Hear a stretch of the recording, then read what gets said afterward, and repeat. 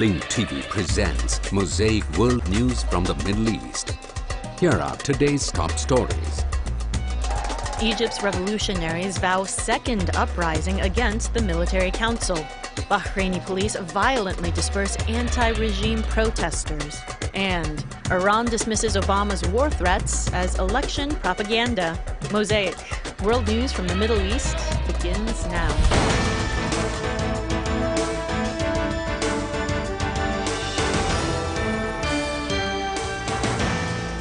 The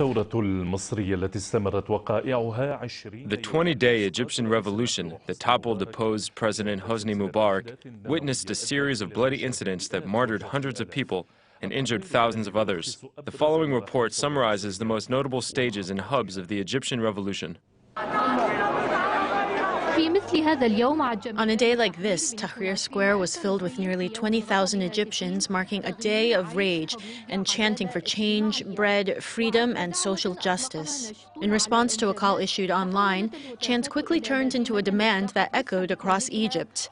The people want to topple the regime.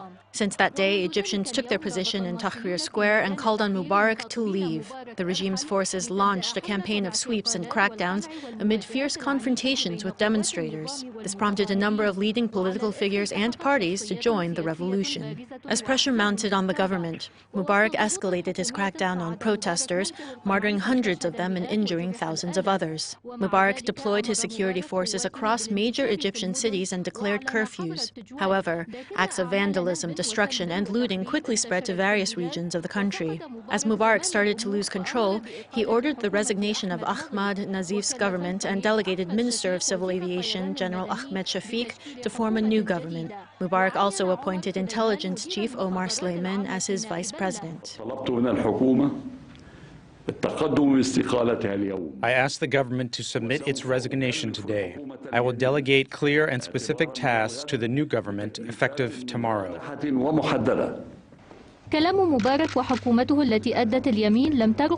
Mubarak's speech and his newly sworn-in government didn't appease demonstrators who vowed to purge the country of the more than 3 decades of oppression.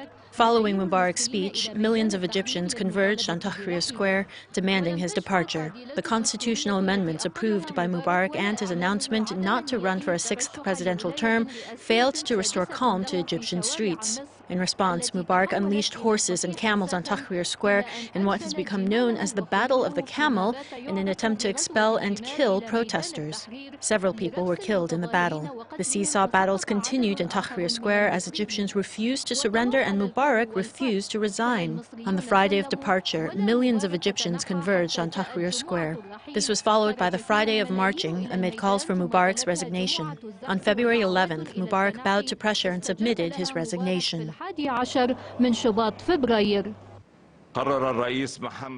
Mohammed Hosni Mubarak decided to relinquish his position as President of the Republic.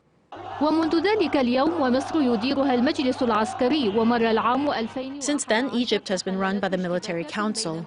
As the year 2011 ended, clashes erupted every so often over the failure to achieve the demands of the revolution, including the prosecution of Mubarak, which is not over yet, even though 1 whole year has passed since the launch of the revolution, and evidence implicates him and his aides in the murder of demonstrators and the misuse of public funds. His intelligence chief, Omar Suleiman, and the remnants of the regime have not yet stood trial.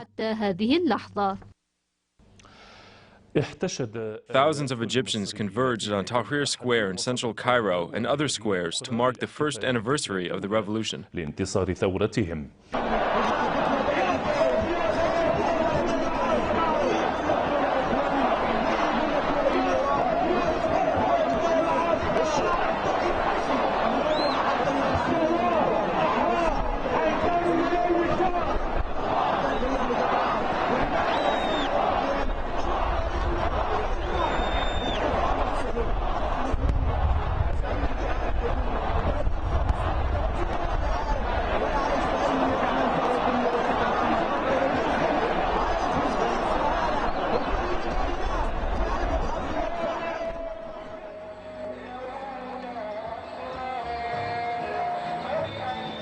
To the recital of verses of the Holy Quran, affirming the Islamic nature of the revolution, Egyptian masses marked the opening ceremonies of the first anniversary of their victorious revolution.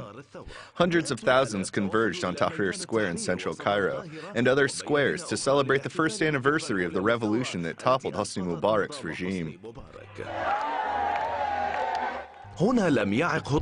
The heavy rain did not prevent the celebrators, men and women, from marking the occasion.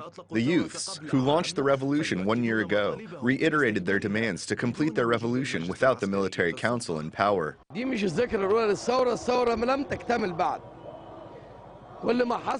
The revolution is not complete yet. The number of martyrs and the number of injured have doubled. Nearly 16,000 revolutionaries have been arrested and prosecuted. The revolutionary youths are hoping that Egyptians will unite under the same banner and work together to build the country away from partisan lines. I hope that all Egyptians join hands as one nation and not as parties. We must forgive and come together. Today, Egypt is witnessing Eid and joy. The youth movements called for massive demonstrations, especially in the capital Cairo, to demand an end to the military rule, the start of presidential elections, and the execution of deposed President Hosni Mubarak. We must not forget the bloodshed witnessed in Egypt. This is not a celebration. Today, Egypt is mourning in honor of our brothers who were killed since January 25th, 2011. They also demanded the prosecution of corrupt figureheads and killers, as well as to achieve justice amid public resentment over the procrastination in the trial of Mubarak and his aides. The anniversary of the revolution coincided with a call for the launch of a new uprising against the military rule. In addition, Egyptians are demanding that the People's Assembly accelerate the process of drafting a new constitution.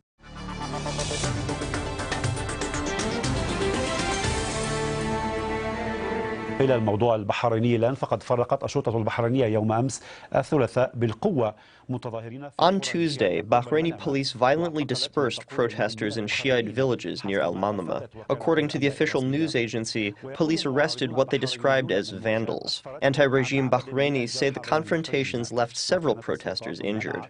The authorities barred a march planned for Tuesday under the banner Legitimacy for the People. In the past few weeks, demonstrations have been held frequently in the kingdom that witnessed a protest movement last year against the rule of the Khalifa family, demanding change. Protests barely stop in Bahrain before they are once again resumed. On Tuesday, many demonstrations were held in Shiite villages near the capital, Manama, to denounce the government and demand democracy. These images show confrontations in Sanabis, Al-Deir, Bani Jamra, Kharana, and on the island of Sitra. As on previous occasions, police and security forces violently dispersed the protests, leaving many people injured, including one in critical condition, according to a former minister with the opposition Al-Wifaq Society. It was also reported that security forces surrounded many villages and regions. As for the official Bahraini news agency, it said police arrested what it described as vandals after they shut down many roads with metal rods and threw Molotov cocktails, as quoted by the chief of public security.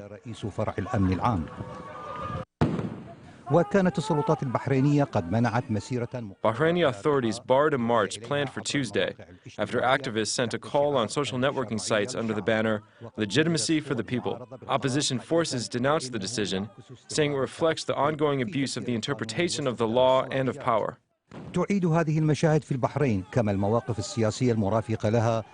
These images in Bahrain, along with the accompanying political positions, renew the atmosphere of the mass protests demanding democracy witnessed in the country a year ago. The authorities managed to contain the demonstrations with the aid of the Peninsula Shield Force.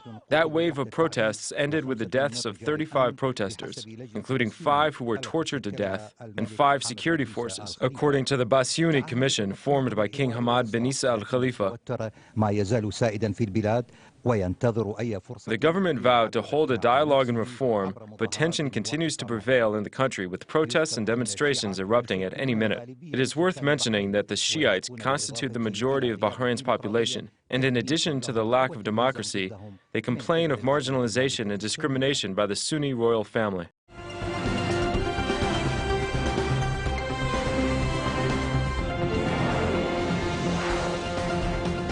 Iran has rejected U.S. President Barack Obama's threats of military action as a propaganda campaign ahead of the upcoming presidential election in the United States. The Iranian Foreign Ministry spokesman, Ramin Mehmanparas, says Obama is seeking to cover up the failures of his presidency by diverting attention towards Iran. Mr. Obama is currently campaigning for the presidential election. Those who are involved in election campaigns usually make undocumented and controversial statements to win more votes. 2011 was a bitter year for American officials as a wave of Islamic awakening removed their biggest allies in the region from power, which was humiliating for their foreign policy. They also made wrong decisions about the global economy that caused huge economic and social problems in Western countries. Now they are seeking to cover up these failures by making unreal claims. Mehmanparas' comments came after Obama threatened Iran with military action. Obama said Washington will not rule out any option in dealing with Tehran. This comes as the U.S. and its Western allies have again imposed a new round of unilateral sanctions and have upped their rhetoric to pressure Iran.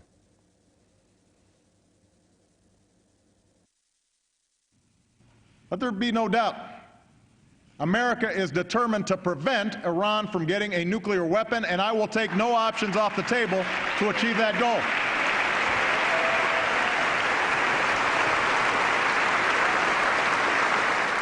Addressing American lawmakers in his last State of the Union address of his first term at the White House, U.S. President Barack Obama once again threatens Iran. Obama also claimed that Iran has become isolated following diplomatic pressure applied by Washington and its Western allies. He means war.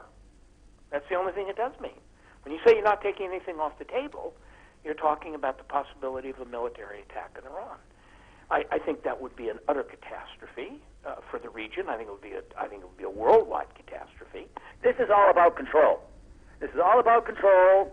This is all about saying, hey, look, we are indispensable. We still have the power, and we still have the power to control, and don't forget it. Obama also reaffirmed Washington's commitment to Israel's security. Our ironclad commitment, and I mean ironclad, to Israel's security has meant the closest military cooperation between our two countries in history. Earlier, America's European allies imposed an embargo on Iran's oil exports, they said, to pressure Iran to stop its nuclear energy program. Tehran has already emphasized the futility of the EU embargo on its oil sector. And the Western line on the issue has worn thin with the international community. The 120 non-aligned movement countries, as well as 17 observer countries, have been voicing their views more and more openly, that the Western provocations are more likely to do with putting a stop to Iran's resurgent economic and political clout on the world stage. Countries including 2 UN Security Council permanent veto-holding powers, Russia and China, have already slammed Washington and EU's latest moves as improper and unhelpful. Let's take a look at the Iranian trade. New figures are showing that Iranian trade is expanding despite the U.S. and the sanctions by EU. Iranian officials say trade with China has exceeded $45 billion. There has been a $16 billion increase since 2010. The Asian economic giant has also had significant presence in Iran's oil and gas sector. Recently, Beijing defended its oil trade with Tehran, rejecting the U.S. and EU sanctions. India and South Korea are other major buyers of Iranian oil. New Delhi has also rejected U.S. calls to stop buying oil from Iran. EU figures show imports of Iranian crude were up more than 7% in the third quarter of 2011. Concerns are growing in Europe over the bloc's decision to ban Iranian oil imports amid financial chaos across the continent.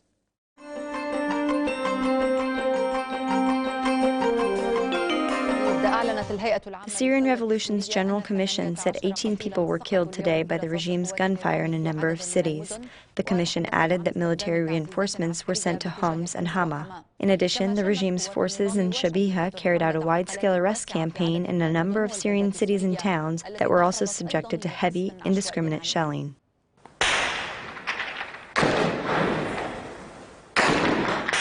As Assad's brigades and the regime's Shabiha continue the military operations in a number of Syrian cities, more people were killed and injured. In a new military escalation, the Syrian opposition reported that military reinforcements are being sent to al-Assad's brigades in Homs and Hama. The cities of Douma in the countryside of Damascus, Khalat al-Madiq in the countryside of Hama, Jassim and Daraa, and Idlib witnessed clashes between the Free Syrian Army and regime forces. Activists posted videos online showing the situation in the area of Karm al-Zaytun in Homs after army forces fired hound shells at a residential area in the neighborhood. Residents rushed to rescue a number of people injured in the shelling. This as al-Assad's brigades also shelled the neighborhoods of Bab Tadmur and Karm al-Zaytun, which led to the collapse of homes while residents were inside and the death and injury of dozens. Regime forces carried out a wide-scale and random arrest campaign, searching and wrecking homes in the town of Jarajir. The forces completely encircled the city of Yabrut and shut down all entrances.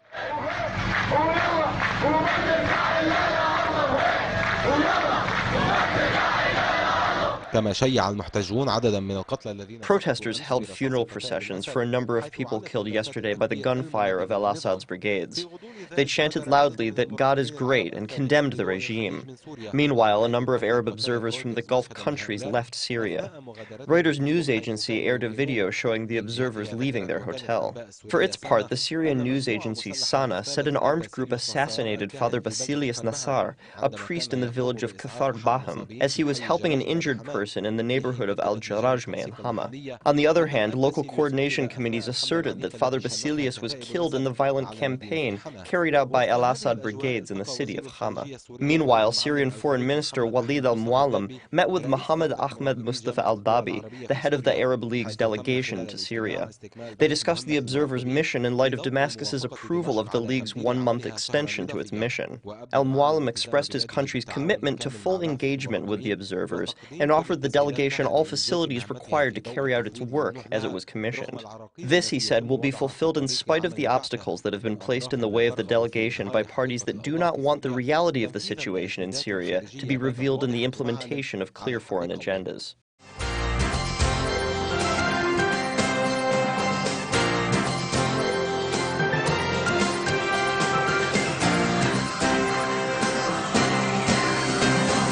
We open with the visit of European Union Foreign Policy Chief Catherine Ashton, who is at this hour meeting with Foreign Minister Avigdor Lieberman and is scheduled to hold talks with Prime Minister Benjamin Netanyahu later this evening.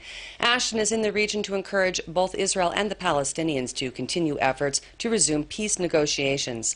More in this report from IBA's Ellie Wogelenter. EU Foreign Policy Chief Catherine Ashton said today that informal talks between Israel and the Palestinians must continue and eventually turn into genuine negotiations. During a tour of Gaza this morning, Ashton said the purpose of her trip to the region this week was to keep things moving as a series of informal talks between negotiators from the two sides appear on the brink of collapse.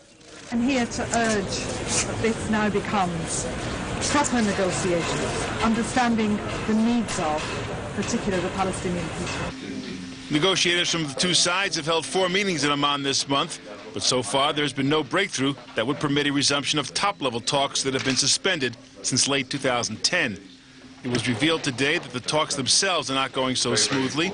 A bitter confrontation reportedly broke out between the head of the Israeli negotiating team, Yitzhak Molcho, and chief Palestinian negotiator Saeb Erekat during their meeting in Jordan on Saturday. Arafat refused to allow Israel to present its position on security arrangements. An Israeli official said that Erekat and Molcho exchanged harsh words in front of their stunned Jordanian hosts. Molcho and Erekat are due to meet in Jordan for a 5th meeting tonight, but the Palestinians are saying that tonight's meeting should be the last. Tomorrow marks the original deadline set by the Middle East Peace Quartet in September for receiving concrete proposals from both sides on borders and security. Israel says the clock didn't start ticking until negotiations began January 3rd. Ashton's 3-day visit began yesterday when she met with Defense Minister Ehud Barak. Besides the peace talks with the Palestinians, the main topic was Iran and the new sanctions that were imposed by the EU on Monday. I'm here the day after the Foreign Affairs Council of the European Union, which, as you know, I chair, took the decision on sanctions on Iran.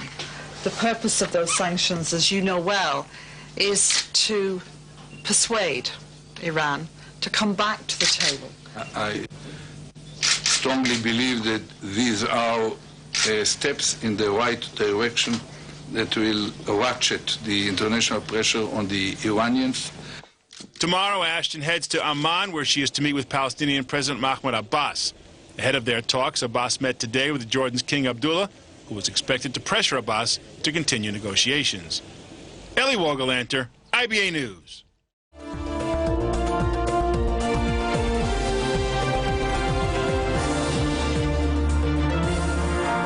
بعد أيام قليلة من عودته إلى بغداد قتل القيادي في مجالس الصحوات. A few days after returning to Baghdad, Nazem al-Jaburi, a leader of the Sahwa or Awakening Council, was killed.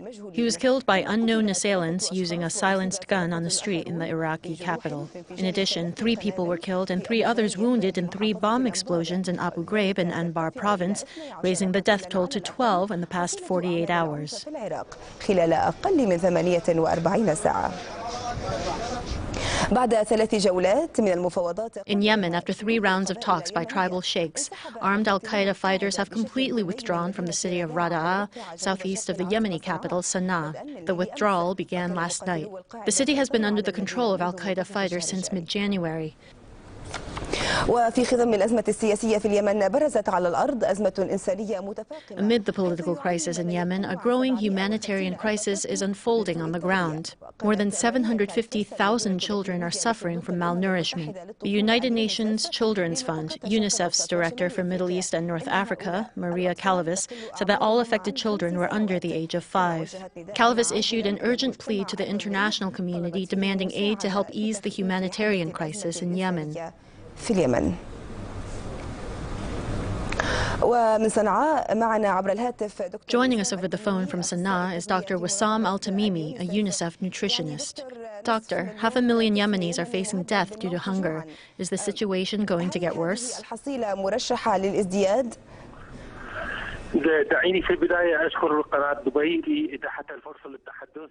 Thank you for having me. We are talking about severe cases of fatigue and weight loss affecting Yemeni children below the age of 5. We are facing a real humanitarian crisis. More than 500,000 children under the age of 5 are facing death, memory loss, mental disability, as well as dwarfism. This is what will happen unless urgent aid is provided to treat these children and help put an end to this epidemic that's quickly spreading among Yemeni children. UNICEF, in cooperation with all partners, is seeking to mobilize efforts to contain this phenomenon by providing food and medicine at the more than 400 health centres spread across various Yemeni regions. It's worth mentioning that most of the cases of malnourishment and fatigue are reported in the northern provinces. An outbreak has been reported in some central and the southern provinces, as well as in the Hodeidah province.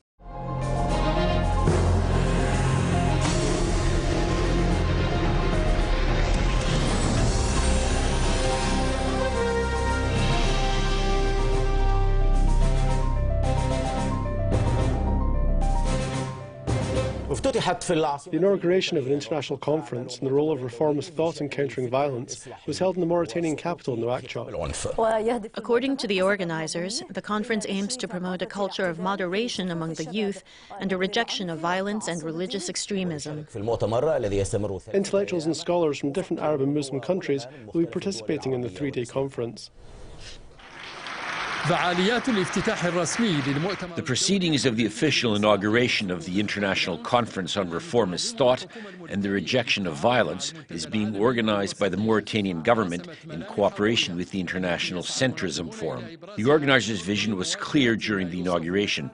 They aim to resist what's called takfiri thought and extremist speech. The conference reflected concerns of officials. إن التصدي لهذه الظاهرة هو مسؤولية الجميع. Addressing this phenomenon is everyone's responsibility, but the largest burden falls on the Ummah's intellectuals and scholars, who must be presented with opportunities to formulate and influence the right kind of speech, which is a moderate one. The participation of intellectuals and prominent figures could allow a multiplicity of approaches on the themes to be addressed at the conference, most notably the implication of what is known now as the Arab Spring.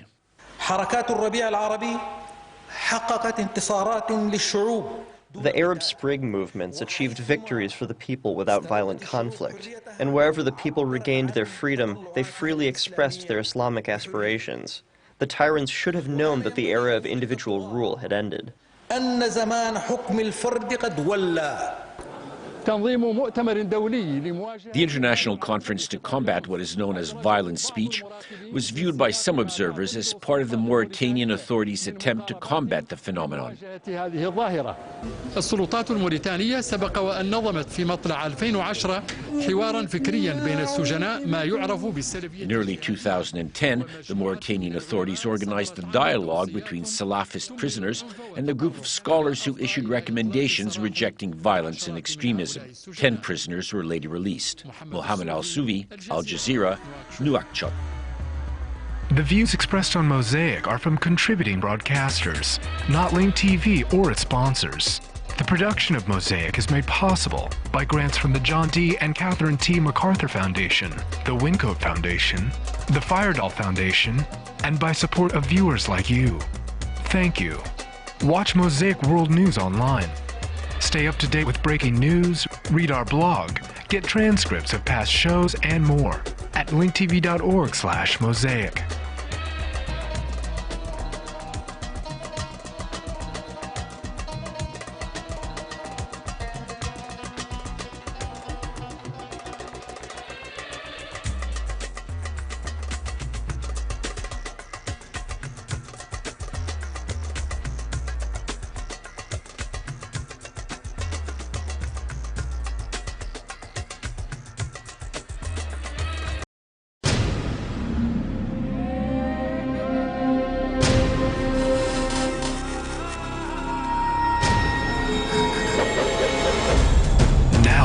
Airwaves, a global channel of uncompromising stories, world news, documentaries, entertainment, and culture.